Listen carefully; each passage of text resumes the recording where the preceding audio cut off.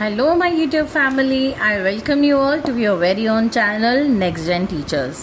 हम पढ़ रहे हैं learning and teaching B.Ed first year. आज हम करने वाले हैं important long questions of learning and teaching. चलिए स्टार्ट करते हैं. तो आज का जो हमारा क्वेश्चन है वो है teaching training in instruction and indoctrination के ऊपर. अब एग्ज़ाम के अंदर आपको इसके डिफरेंशिएट बिटवीन भी आते हैं. कोई दो टर्म्स के डिफरेंशिएट बिटवीन भी आ सकते हैं और इन चारों के भी अलग अलग भी आ सकते हैं, राइट. तो हम ये चारों टर्म्स पढ़ने वाले हैं. तो इनका इंट्रोडक्शन क्या है. These 4 topics are related to education but differ in purpose, process and outcomes. अब ये चारों term teaching, training, instruction and indoctrination जो है, ये चारों टर्म्स एजुकेशन से ही रिलेटेड है, लेकिन इनकी जो प्रोसेस है, इनका जो पर्पस है और इनके जो आउटकम्स हैं वो अलग अलग होते हैं. टीचिंग जो है, teaching is the process of facilitating learning and bringing desirable behavioural changes. तो टीचिंग जो है वो एक तरीके की प्रोसेस है फैसिलिटेट करने की लर्नर्स को, ताकि उनके अंदर उनके जो बिहेवियर में एक डिज़ायरेबल चेंज आए, एक पॉजिटिव चेंज आए और उनकी जो नॉलेज है वो भी डेवलप हो.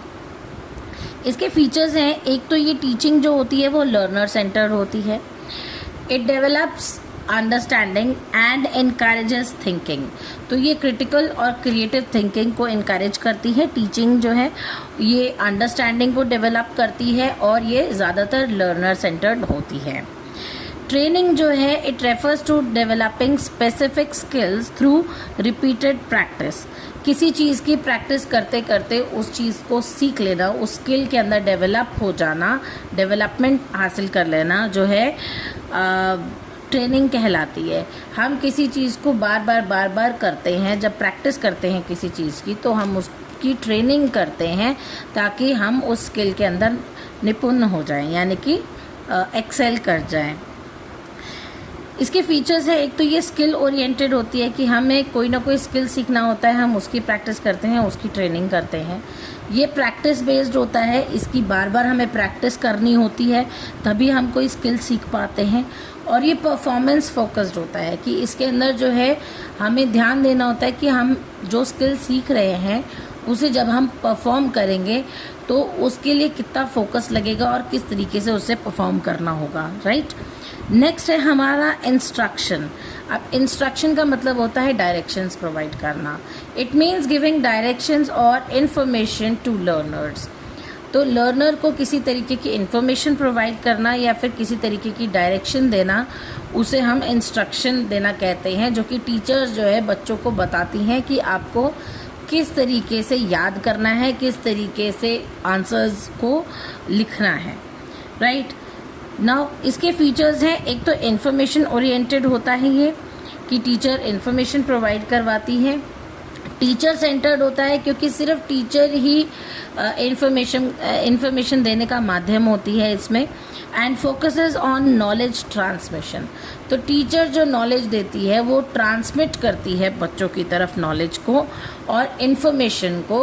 तो इसीलिए ये इन्फॉर्मेशन ओरिएंटेड होता है, टीचर सेंटर्ड होता है और focuses on knowledge transmission. Next है हमारा इंडोक्ट्रिनेशन. अब इंडोक्ट्रिनेशन जो है एक ऐसी प्रोसेस है जिसके अंदर टीचर या फिर फैसिलिटेटर जो है, बेसिकली टीचर जो है वो क्या करती हैं, जो उनके बिलीव्स हैं, जो वो मानती हैं या जो उनकी सिखलाई है, वो उसके बिहाफ पे जो है बच्चों को नॉलेज प्रोवाइड करवाती हैं. और नॉलेज प्रोवाइड करवाती है लेकिन उसके साथ में बच्चों को जो है क्रिटिकल थिंकिंग के लिए भी कोई वो ज़्यादा इनकरेज नहीं करती हैं. इनफैक्ट डिस्करेज करती हैं कि बच्चे किसी भी तरीके का सवाल ना पूछ करके सिर्फ उतना ही ज्ञान मुझसे प्राप्त कर लें जितना मैं देना चाहती हूँ, राइट.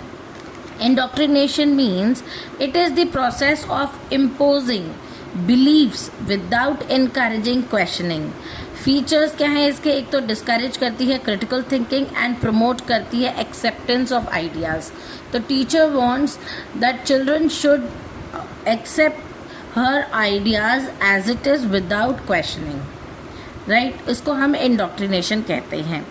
इसका कंक्लूजन है teaching is the most comprehensive educational process while training instruction and indoctrination serve different purposes.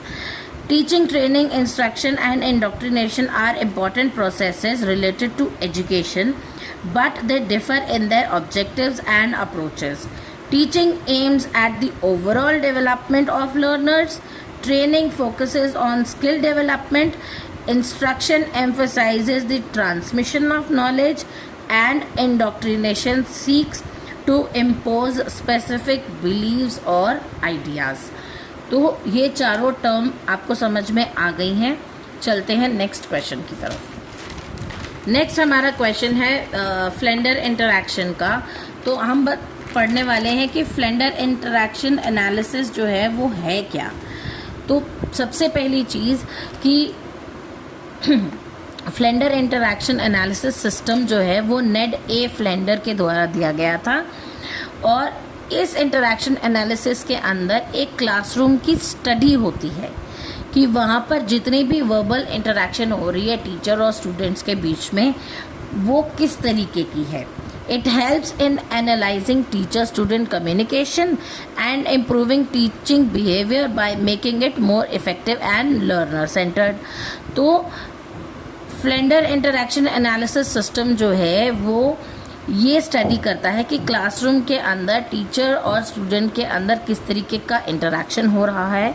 और वो ये मेक श्योर करता है कि टीचर्स जो हैं उससे ये सीखें कि उनको अपनी क्लासरूम जो है वो लर्नर सेंटर्ड बनानी चाहिए. ठीक है. और उस एनालिसिस को देख करके टीचर अपने अंदर जो है इम्प्रूवमेंट लेकर के आए टीचिंग बिहेवियर में. इसका मीनिंग है it is a technique use to observe, classify and record classroom interaction. It focuses mainly on verbal behaviour and divides it into categories to understand how teachers and students interact during teaching. तो एक ये technique है जो कि observe करती है, classify करती है और रिकॉर्ड करती है कि क्लासरूम के अंदर टीचर और स्टूडेंट्स के अंदर किस तरीके की इंटरैक्शन हो रही है. और इसके लिए जो है फ्लेंडर ने हमको 10 कैटेगरीज प्रोवाइड करवाई हैं. तो there are 10 categories in Flanders interaction analysis system. पहली है टीचर टॉक. टीचर टॉक जो है वो इनडायरेक्ट इन्फ्लुएंस किस तरीके से करती है कि पहले तो टीचर जो है नंबर 1 के अंदर टीचर देखती है कि बच्चे अपनी फीलिंग्स जो व्यक्त कर रहे हैं उसे टीचर जो है एक्सेप्ट कर रही है या नहीं कर रही है. सेकंड है प्रेजेस और इनकरेजेस कि बच्चे जब कोई जवाब देते हैं तो क्या टीचर उनको इनकरेज करती है, या कोई क्वेश्चन पूछते हैं तो क्या उनको इनकरेज करती है, आंसर देने पर उनको प्रेज करती है. नेक्स्ट थर्ड है एक्सेप्ट और यूजेस स्टूडेंट्स आइडिया. तो थर्ड में क्या है कि अगर बच्चे ने कोई आइडिया अपना व्यक्त किया है तो क्या टीचर उसको पॉजिटिवली लेकर के उसको एक्सेप्ट करके अपने टीचिंग मेथड में यूज़ कर रही है. नेक्स्ट है फोर्थ वाला आस्क क्वेश्चंस. तो इसके अंदर देखा जाता है कि क्या टीचर से बच्चे क्वेश्चंस फ्रीली पूछ पा रहे हैं, क्या वो किसी तरीके का दबाव महसूस तो नहीं कर रहे. नेक्स्ट है आपका B category that is teacher talk. ये डायरेक्ट इन्फ्लुएंस है. इसमें टीचर टॉक 2 बार दिया गया है. पहला है इनडायरेक्ट इन्फ्लुएंस और दूसरा है डायरेक्ट इन्फ्लुएंस. इसके अंदर टीचर जो है नंबर 5 में लेक्चरिंग करती है, यानी कि बच्चों को इन्फॉर्मेशन प्रोवाइड करवाती हैं लेक्चर बेस पे. उसके बाद में बच्चों को डायरेक्शंस दी जाती हैं, इंस्ट्रक्शंस दी जाती हैं 6th नंबर पे. और 7th में जो है टीचर बच्चों को क्रिटिसाइज करती है या फिर जस्टिफाई करती है अपनी बात को लेकर के. ठीक है. जब बच्चे क्वेश्चंस करते हैं तो ये मार्क किया जाता है कि क्या टीचर सिर्फ लेक्चर दे रही है, क्या सिर्फ टीचर जो है डायरेक्शंस दे रही है, या फिर क्या टीचर बच्चों को क्रिटिसाइज कर रही है या फिर अपने आंसर को जस्टिफाई करने के लिए. नेक्स्ट है आपका स्टूडेंट टॉक. स्टूडेंट टॉक के अंदर 2 कैटेगरीज होती हैं. पहला है आपका स्टूडेंट रिस्पॉन्स कि टीचर ने जब क्वेश्चन पूछा तो बच्चे किस तरीके से रिस्पॉन्स कर रहे हैं. और दूसरा है स्टूडेंट इनिशिएशन. तो बच्चे किस तरीके से इनिशिएटिव ले रहे हैं अपना जो मत रखने के लिए कि टीचर ने कुछ पूछा है तो अपना पॉइंट किस तरीके से वहाँ व्यक्त कर सकते हैं. तो ये भी रिकॉर्ड होता है. लास्ट जो है डी वो है हमारा साइलेंस और कन्फ्यूजन। तो साइलेंस और पॉज जो है, कितनी बार क्लास पूरी साइलेंट मोड पर रही है, कितना जो है टीचर ने पॉज लिया है, अगर तो ये सारी चीज़ें रिकॉर्ड होती हैं। अब इसके अंदर एक चीज़ होती है कि हर एक जो इंटरेक्शन है वो एवरी 3 सेकेंड्स जो है वो काउंट होता है, कि हर 3 सेकेंड के अंदर टीचर किस तरीके से जो है अपनी टीचिंग स्ट्रैटेजी दिखा रही है, या कौन सा टीचिंग मेथड अपना रही है, या क्या बच्चों को जो है लर्नर सेंटर्ड अप्रोच मिल रही है क्लासरूम में। तो उस बेसिस पर हर 3 सेकेंड के अंदर इसको रिकॉर्ड किया जाता है। अब इसकी एडवांटेजेस क्या क्या हैं? एक तो ये सिस्टमैटिक एंड ऑब्जेक्टिव मेथड होती है। It improves teaching effectiveness and encourages democratic classroom environment. तो फ्लेंडर इंटरैक्शन एनालिसिस सिस्टम की वजह से जो है टीचिंग एक तो इफ़ेक्टिव हो जाती है, और ये डेमोक्रेटिक क्लासरूम को इनकरेज करती है।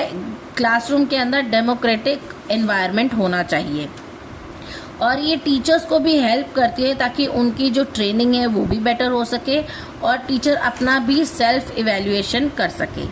अब इसके कुछ डिसएडवांटेजेस भी हैं। डिसएडवांटेजेस में क्या है कि it focuses only on verbal behaviour. Flander interaction analysis system जो है सिर्फ वर्बल बिहेवियर के ऊपर फोकस करता है, बाकी चीज़ों को छोड़ के। दूसरा कि ये बहुत ज़्यादा टाइम कंज्यूमिंग होता है and requires training, ignores non verbal communication. इसके अंदर नॉन वर्बल कम्युनिकेशन जो है वो पूरी तरीके से इग्नोर कर दी जाती है, और ये जो फ्लेंडर इंटरैक्शन एनालिसिस है इसको करने के लिए जो है एक ट्रेंड टीचर की ज़रूरत पड़ती है। इसका कंक्लूजन है, Flanders interaction analysis is a powerful tool for modifying teaching behavior by promoting interactive and student-centered teaching. It enhances classroom communication and improves the overall quality of the teaching learning process. तो Flander interaction analysis क्या है? एक powerful tool है जो कि teaching behaviour को modify करने में और उसको इम्प्रूव करने में हेल्प करता है। क्लासरूम के अंदर जो कम्युनिकेशन होती है उसे इन्हांस करने में हेल्प करता है, और मेक श्योर करता है कि क्लासरूम जो है वो लर्नर सेंटर्ड हो, ना कि टीचर सेंटर्ड, और क्वालिटी और टीचिंग लर्निंग प्रोसेस जो है वो बेटर हो सके। नेक्स्ट है आपका question, difference between measurement, assessment and evaluation. तो मेजरमेंट के अंदर क्या है कि बच्चों की जो क्वालिटी है उसको जो है नंबर के हिसाब से मेजर किया जाता है, न्यूमेरिकल टर्म्स में उसको बताया जाता है। तो मेजरमेंट क्या है? एक क्वांटिफाइंग लर्निंग आउटकम जो होता है बच्चों का, उसके अंदर नंबर्स प्रोवाइड करवाते हैं कि बच्चा कितने % जो है ये चीज़ सीख चुका है। So 3 of them are closely related concepts in education but different in their meaning, scope and purpose. All 3 are used to understand and improve the teaching learning process. Measurement क्या है? It refers to the process of quantifying learning outcomes in numerical terms. How much, कि बच्चा कितना सीखा, कितने % जो है बच्चे ने कॉन्सेप्ट की अंडरस्टैंडिंग कर ली। नेक्स्ट है assessment. It is the process of collecting information about students learning using various methods like test, assignment, observation etcetera.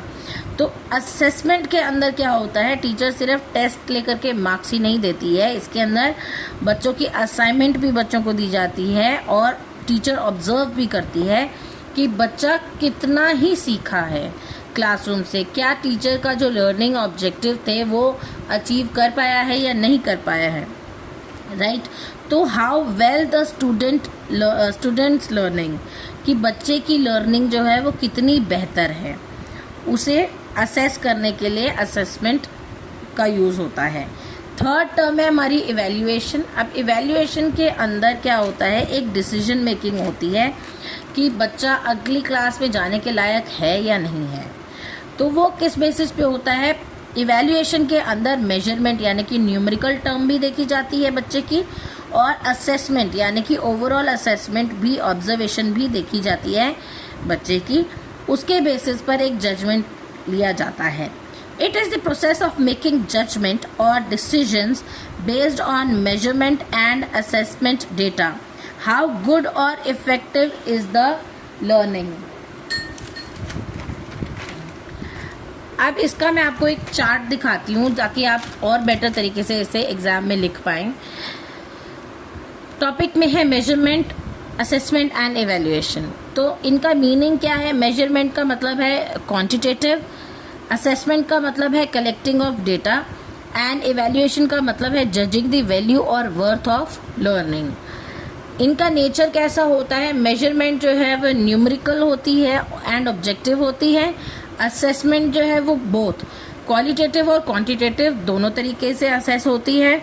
और इवैल्यूएशन जो है वो जजमेंट प्रोवाइड करती है और वैल्यू बेस्ड होती है।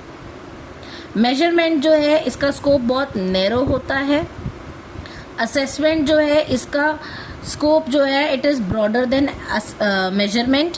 एंड इवैल्यूएशन जो है इसका जो स्कोप है it is broadest among all, यानी कि सबसे बड़ा स्कोप जो है इवैल्यूएशन का होता है, मेजरमेंट और असेसमेंट से भी ज़्यादा बड़ा, राइट। नेक्स्ट है आपका, इसका पर्पस क्या है? मेजरमेंट का पर्पस होता है टू असाइन नंबर्स, कि नंबर बताना कि इतने नंबर तक बच्चा सीख चुका है।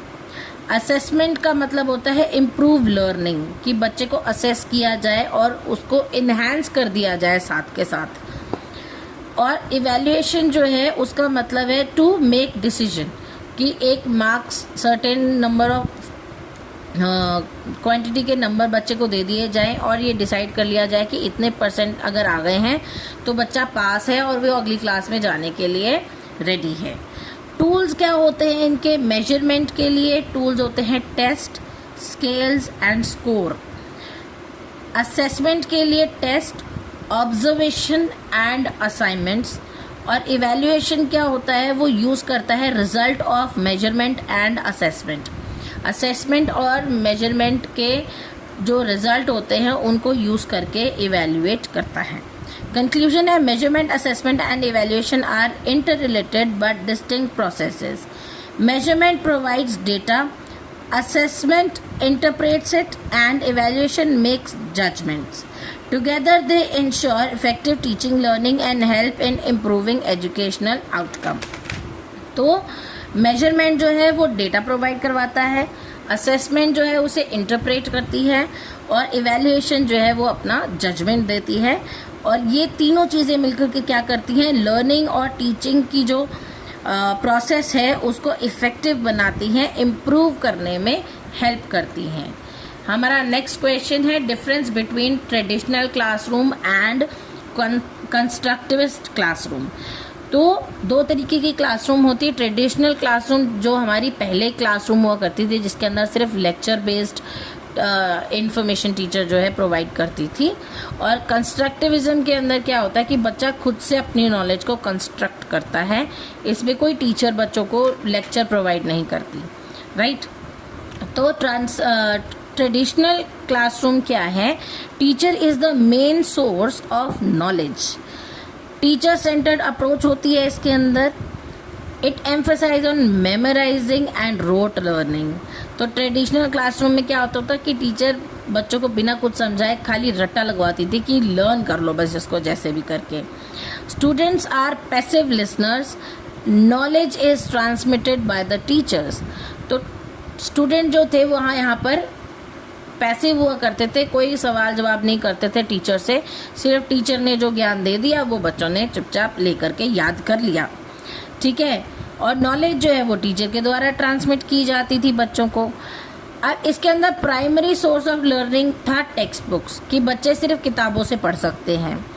असेसमेंट के लिए जो है यहाँ पर फाइनल रिजल्ट को माना जाता था। और लिमिटेड इंटरैक्शन होता था अमंग स्टूडेंट्स, कि बच्चों का जो है टीचर के साथ में लिमिटेड इंटरैक्शन होता था। ज़्यादातर टीचर जो है वही अपने लेक्चर दे करके अपनी सारी इन्फॉर्मेशन नॉलेज बच्चों को दे करके और पेपर के लिए एग्ज़ाम के लिए तैयार कर देती थी। कि बच्चों ने रट लिया, याद कर लिया और यही चीज़ जाके बच्चे एग्ज़ाम में लिखाएंगे। वहाँ पर अंडरस्टैंडिंग का कोई काम नहीं होता था, ये पहले ट्रेडिशनल क्लासरूम्स में होता था, राइट। कंस्ट्रक्टिविस्ट क्लासरूम के अंदर क्या होता है कि learner actively construct knowledge. Learner जो है, बच्चे जो हैं वो अपनी नॉलेज को खुद कंस्ट्रक्ट करते हैं, खुद से सीखते हैं। यहाँ ये एक लर्नर सेंटर्ड अप्रोच होती है। यहाँ पर बच्चे सवाल भी पूछ सकते हैं अगर कुछ प्रॉब्लम हो तो। It emphasises on understanding and meaningful learning. तो यहाँ पर जो है कंस्ट्रक्टिविस्ट क्लासरूम के अंदर समझने पे, चीज़ों को समझने पे ज़्यादा जोर दिया जाता था, मीनिंगफुल लर्निंग करवाई जाती है। Students are active participants, knowledge is constructed through experience, multiple resources and activities are used, assessment focuses on both process and outcome, collaboration and group work are encouraged। तो इसके अंदर क्या है कि कंस्ट्रक्टिविस्ट क्लासरूम के अंदर लर्नर जो है एक तो खुद से नॉलेज को कंस्ट्रक्ट करता है और वो सवाल जवाब भी करता है, इसीलिए वो लर्नर सेंटर्ड अप्रोच रखता है अपनी, ठीक है। क्रिटिकल थिंकिंग भी इसमें एनालाइज हो जाती है और बच्चे को मल्टीपल रिसोर्सेज मिलते हैं और एक्टिविटीज़ करने को मिलती हैं ताकि वो खुद करके चीज़ों को सीखे। लर्निंग बाय डूइंग वाला कॉन्सेप्ट यहाँ आ जाता है, ठीक है। और असेसमेंट जो है वो दोनों चीज़ों को देख करके होती है कि बच्चा किस तरीके से वो काम कर रहा है, किस तरीके से वो नॉलेज ले रहा है और उसका आउटकम क्या है। यहाँ पर अंडरस्टैंडिंग एंड लर्निंग दोनों चीज़ें मौजूद होती हैं कंस्ट्रक्टिविस्ट क्लासरूम के अंदर, और ट्रेडिशनल क्लासरूम के अंदर सिर्फ लर्निंग होती है, रोट लर्निंग होती है, इसके अंदर अंडरस्टैंडिंग का कोई ज़्यादा काम होता नहीं है। इनका कंक्लूजन है, a traditional classroom focuses on the transmission of knowledge by the teacher, whereas the constructivist classroom emphasises active learning, critical thinking and knowledge construction by learners through experience and interaction। तो traditional classroom के अंदर सिर्फ transmission of knowledge होता था bye teacher और constructivist classroom के अंदर बच्चा खुद से नॉलेज कंस्ट्रक्ट करता है, क्रिटिकल थिंकिंग करता है उस पर और अपने एक्सपीरियंस और इंटरेक्शन से जो है नॉलेज गेन करता है, राइट। चलते हैं नेक्स्ट क्वेश्चन की तरफ। नेक्स्ट क्वेश्चन है हमारा लेवल्स ऑफ टीचिंग। अब सबसे पहले हम ये देखते हैं कि टीचिंग क्या होती है। पहले तो टीचिंग जो है एक तरीके की आर्ट और साइंस है, राइट, जो कि एक ऐसी प्रोसेस है जो फैसिलिटेट करती है लर्नर्स को ताकि उनके बिहेवियर में चेंज आए, पॉजिटिव चेंज आए और उनकी जो नॉलेज है वो डेवलप हो सके। नाउ लेवल ऑफ टीचिंग क्या है, इसका इंट्रोडक्शन देखते हैं। Teacher is a planned activity aimed at bringing desirable changes in learners. तो टीचर जो है एक एक्टिविटी प्लान करती है और बच्चों के अंदर डिजायरेबल चेंज लाने के लिए वो एक्टिविटी परफॉर्म की जाती है। According to the level of mental involvement of learners, teaching is classified into 3 levels. तो बच्चों के दिमागी तौर पर जो है वहाँ पर मौजूद रहने में, कहाँ, क्लासरूम में मौजूद रहने में, इन्वॉल्व रहने में जो है अपना योगदान देते हैं, तभी टीचर जो है बच्चों को पढ़ा पाती है और इसके लिए 3 लेवल्स प्रोवाइड करवाए गए हैं। So meaning level of teaching refers to different stages of teaching based on the intellectual activities and learning experiences of students। तो different stages यहाँ बताई गई हैं और 3 stages, जैसे मैंने आपको बताया कि इसमें 3 stages बताई गई हैं डिफरेंट, और ये क्या है, बेस्ड है इंटेलेक्चुअल एक्टिविटीज़ पे, यानी कि दिमागी तौर पर जो एक्टिविटीज़ बच्चे कर पाते हैं उस पर एक तो ये बेस्ड है, और दूसरा कि बच्चों ने जो चीज़ एक्सपीरियंस करी है उसके ऊपर जो नॉलेज, उससे जो उनको नॉलेज मिलती है, ये उस पर बेस्ड है। तो पहला जो है हमारा है मेमोरी लेवल ऑफ टीचिंग। तो मेमोरी लेवल ऑफ टीचिंग के अंदर क्या होता है, इसके अंदर टीचर जो है ये टीचर सेंटर्ड होती है पहली चीज़, और इसके अंदर टीचर जो है वो इन्फॉर्मेशन प्रोवाइड करवाती है बच्चों को और सिर्फ याद करने के लिए कहती है। The memory level focuses on memorization and recall of facts.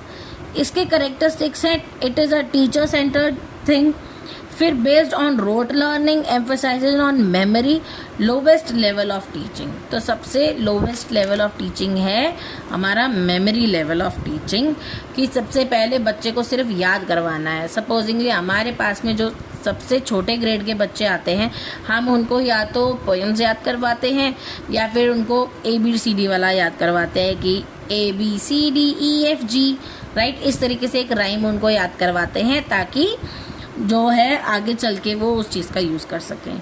तो पहले जो फर्स्ट स्टेज होती है उसमें सिर्फ मेमोराइजेशन होती है, रोट लर्निंग होती है without any understanding. Next level जो आता है इसके अंदर मेमोरी के अंदर जो है इसके एडवांटेजेस क्या हैं। एक तो ये यूज़फुल है बिगिनर्स के लिए, helps in acquiring basic knowledge, कि बेसिक नॉलेज बच्चे को पहले हो जाए। फिर डिसएडवांटेज क्या है इसकी कि it does not promote understanding, इसके अंदर अंडरस्टैंडिंग का कोई काम नहीं होता और ये सिर्फ रोट लर्निंग को इनकरेज करता है। सेकंड जो हमारा लेवल है वो है अंडरस्टैंडिंग लेवल ऑफ टीचिंग। इसके अंदर क्या होता है, एक तो ये फोकस करता है अंडरस्टैंडिंग पे ऑफ कॉन्सेप्ट्स एंड रिलेशनशिप्स, कि कॉन्सेप्ट जो मैम ने पढ़ाया है उसको अंडरस्टैंड भी किया जाएगा। यहाँ पर टीचर जो है ध्यान रखती है कि बच्चे ने जो चीज़ याद करी है उसे वो अच्छे से समझ में आई हो। ठीक है जी। इसके कैरेक्टरिस्टिक्स है, एक तो ये मोर मीनिंगफुल लर्निंग होती है, develops comprehension, teacher and students both participate. तो अंडरस्टैंडिंग लेवल ऑफ टीचिंग के अंदर टीचर और स्टूडेंट दोनों के दोनों पार्टिसिपेट करते हैं। अब इसके एडवांटेजेस क्या है, it improves understanding and develop reasoning. तो इसके अंदर क्या है कि बच्चों की अंडरस्टैंडिंग भी बढ़ती है और रीजनिंग भी बढ़ती है। डिसएडवांटेज क्या है इसमें, इट रिक्वायर्स मोर टाइम। अब बच्चों को सिर्फ किसी चीज़ को रटवाने में इतना समय नहीं लगता जितना उनको वो चीज़ समझा के याद करवाने में लगता है, तो इसीलिए ये थोड़ा सा टाइम ज़्यादा लेती है, इट रिक्वायर्स मोर टाइम। ये इसका डिसएडवांटेज है। थर्ड लेवल जो है वो है हमारा रिफ्लेक्टिव लेवल ऑफ टीचिंग। अब इसका मीनिंग क्या है, the highest level of teaching which develops critical thinking and problem solving abilities. तो एक तो ये क्रिटिकल थिंकिंग जो है बच्चों की वो एनहांस करता है, ठीक है, और उसके अंदर प्रॉब्लम सॉल्विंग एबिलिटीज़ भी बच्चे के अंदर आती हैं। नाउ करेक्टरिस्टिक्स क्या है इसके, एक तो ये लर्नर सेंटर्ड होता है, प्रॉब्लम सॉल्विंग बेस्ड होता है, इट इनकरेजेस इंडिपेंडेंट थिंकिंग, कि बच्चा अपने हिसाब से सोच सकता है, क्रिटिकली थिंक कर सकता है जो नॉलेज उसने गेन करी है। अब एडवांटेजेस इसकी क्या है, it develops creativity, promotes critical thinking. तो इसके अंदर एक तो बच्चा क्रिएटिव हो जाता है और क्रिटिकल थिंकिंग भी कर पाता है। इसकी डिसएडवांटेजेस हैं कि it is difficult to implement in large classrooms, यानी कि बहुत सारे बच्चों के साथ में ये रिफ्लेक्टिव लेवल ऑफ टीचिंग करना बहुत मुश्किल होता है। एक स्मॉल ग्रुप ऑफ चिल्ड्रन के साथ में तो ये हो सकता है, लेकिन लार्ज क्लासरूम्स में ये इतना इफ़ेक्टिव नहीं होता है, इतना इम्प्लीमेंट भी नहीं किया जा सकता, राइट।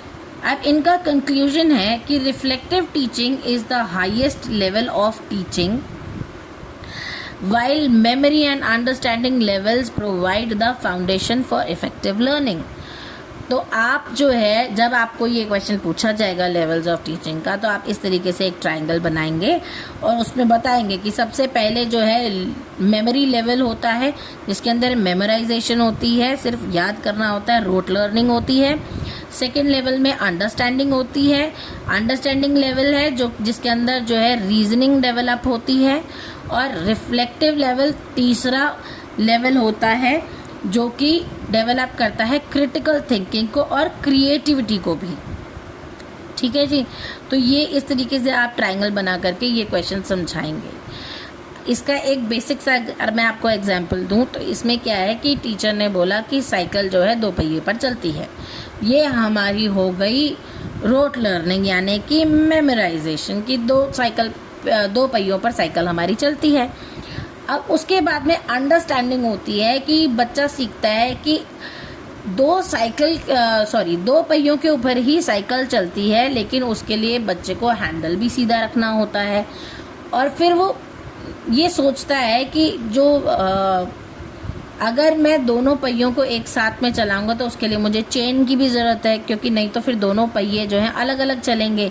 इसीलिए वो उसको ध्यान रखता है कि मुझे हैंडल सीधा रखना है और दोनों पहियों को साथ में चलाना है। ये उसकी अंडरस्टैंडिंग हो गई। उसके बाद में तीसरे टाइम पर वो ये देखता है कि साइकिल के भी 2 पहिए हैं और बाइक के भी 2 पहिए हैं, तो साइकिल का भी हैंडल सीधा रखने से उसको सीधा चलाया जा सकता है और वैसे ही बाइक के भी हैंडल को सीधा रख करके चलाया जा सकता है। तो उसमें हेल्प होती है बच्चे को। ये क्रिटिकली बच्चा एनालाइज करता है, थिंक करता है कि अगर मैं 2 पहिए की साइकिल चला सकता हूँ तो मैं 2 पहिए की बाइक भी आराम से चला सकता हूँ। ठीक है जी। नेक्स्ट आपका क्वेश्चन है ग्रेडिंग सिस्टम का।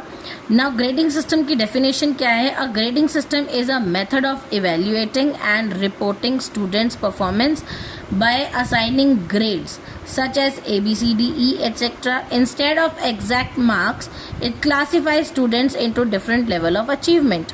तो ग्रेडिंग सिस्टम क्या है? एक मेथड है इवेल्युएशन का जो कि ग्रेड्स असाइन करता है। ठीक है जी। तो अब इसके कुछ टाइप्स भी होते हैं। पहला तो है एब्सोल्यूट ग्रेडिंग। एब्सोल्यूट ग्रेडिंग के अंदर क्या होता है? इनका एक फिक्स स्टैंडर्ड बना हुआ होता है ग्रेडिंग का। जैसे कि 100 मार्क्स से लेके 80% मार्क्स तक जो बच्चा लेके आया वो एक्सीलेंट है, उसे ए दिया जाएगा। फिर 79% से 60% तक जो बच्चा लेकर के आया है वो वेरी गुड है, उसे बी दिया जाएगा। 59 से 40 तक परसेंटेज तक जो बच्चा लेके आया है वो गुड है, उसे सी दिया जाएगा।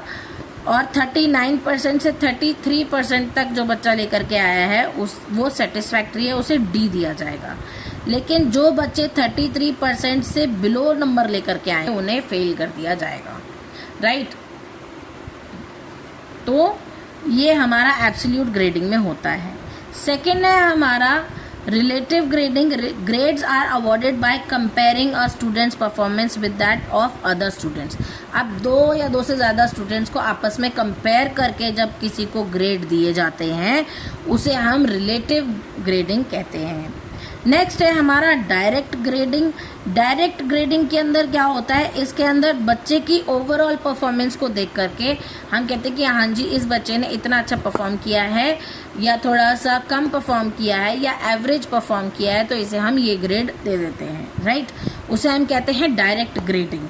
उसके बाद में आता है इनडायरेक्ट ग्रेडिंग। तो इनडायरेक्ट ग्रेडिंग के अंदर क्या होता है? जैसे हमारी रिपोर्ट कार्ड्स बनती हैं कि पहले बच्चे हर एक एग्ज़ाम के अंदर मार्क्स ऑब्टेन करते हैं, तो पहले बच्चों को मार्क्स मिलते हैं और उसके बाद में उनको टोटल करके उनके अकॉर्डिंगली जो है बच्चों को ग्रेड्स प्रोवाइड किए जाते हैं।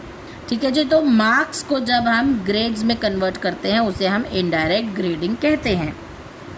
नेक्स्ट है letter grading. Student's achievement is express through letters ABC। अब बच्चे की जिस तरीके की अचीवमेंट है उस तरीके की उसको ग्रेडिंग दे दी जाती है, उस तरीके का उसको लेटर दे दिया जाता है कि हाँ ये बच्चे ने इतना अच्छा परफॉर्म किया है। नेक्स्ट है point grading. Performance is represented by numerical grade points, यानी कि 10, 9, 8। जो बच्चा बहुत अच्छा करता है तो उसको हम 10 मार्क्स देते हैं, जिसे जो बच्चा थोड़ा कम करता है, एवरेज करता है, उसे हम 6 या 5 ऐसे मार्क्स देते हैं। तो बेसिकली ये जो मार्क्स है न्यूमेरिकल पॉइंट ग्रेड्स वाले जो मार्क्स हैं ये दिए जाते हैं वाइवा या इंटरव्यूज़ में कि यहाँ बच्चे ने 10 में से कितने नंबर तक के लिए अच्छा आंसर दिया है। तो इसीलिए हम पॉइंट ग्रेडिंग करते हैं। इसका कंक्लूजन है grading is the process of classifying students achievement into different categories और grades based on their level of performance।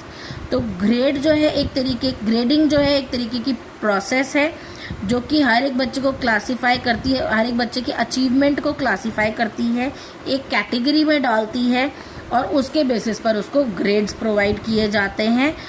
बच्चे की लेवल ऑफ परफॉर्मेंस के अकॉर्डिंगली उनको ग्रेड प्रोवाइड किए जाते हैं, उसे हम ग्रेडिंग सिस्टम कहते हैं। तो ये थे आपके मेन टॉपिक्स। आई होप आपको समझ आए होंगे। अगर आपको कोई क्वेरी है तो प्लीज़ कमेंट बॉक्स में उसको ड्रॉप कर दीजिए। मैं एट द अर्लीस्ट उसको आंसर करने की कोशिश करूँगी। और अगर आपको मेरी वीडियोस अच्छी लगती हैं तो please do like, share it with your friends. Comments में मुझे मोटिवेट करना ना भूलें और चैनल को सब्सक्राइब ज़रूर कर लें ताकि आने वाली और इम्पॉर्टेंट वीडियोस आपको मिल जाएं, उनकी नोटिफिकेशन आपको मिल जाए। ठीक है जी, मिलते हैं आपको नेक्स्ट वीडियो में, तब तक के लिए थैंक यू।